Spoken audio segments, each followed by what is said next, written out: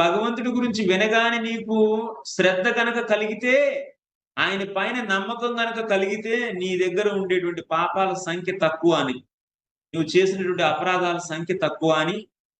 కానీ ఎంత చెప్పినా నీకు నమ్మకం కలగట్లేదు అంటే అర్థం ఏంటి అంటే, ఘోరమైనటువంటి పాపాలు. అంటే ఏంటి?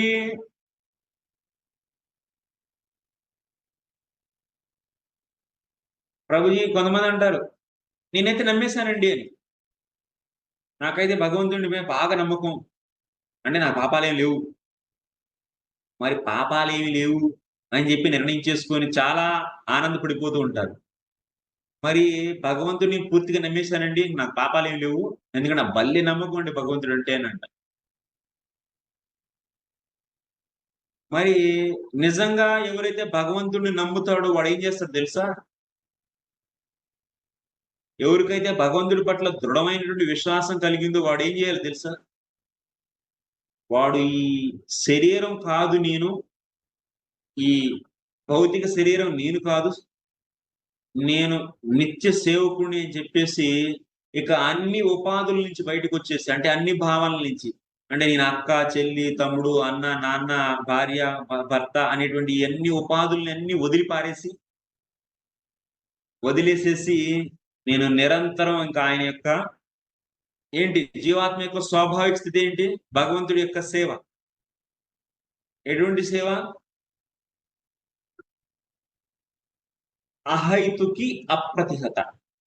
అంటే నిరంతరం ఎటువంటి నాన్ స్టాప్ ఎటువంటియి గూడాను ఆపడం అనేది ఉండదు అందులో. ఎంతసేపు చేయాలి? అరగంట, గంట, 2 గంటల. నేను ఆత్మ అని చెప్పి అతను నమ్ముతున్నాడు. ఆ ఆత్మ భగవంతుడి యొక్క నిత్య సేవకుడిని అని చెప్పి అతను భావిస్తే గనక, నిజంగా నమ్మితే గనక ఏం చేయాలి? నిరంతరం భగవంతుడి యొక్క నామ శ్రవణము, కీర్తనము ఇత్యాది, వందనము, దాస్యము, సఖ్యము, ఆత్మనివేదనం. శ్రవణం, కీర్తనం, విష్ణు స్మరణం, పాదసేవనం, అర్చనం, వందనం, దాస్యం, సఖ్యం, ఆత్మనివేదనం. ఇటువంటి ప్రత్యక్షంగా భగవంతుడికే ఇంకా లింక్ అయిపోవాలి.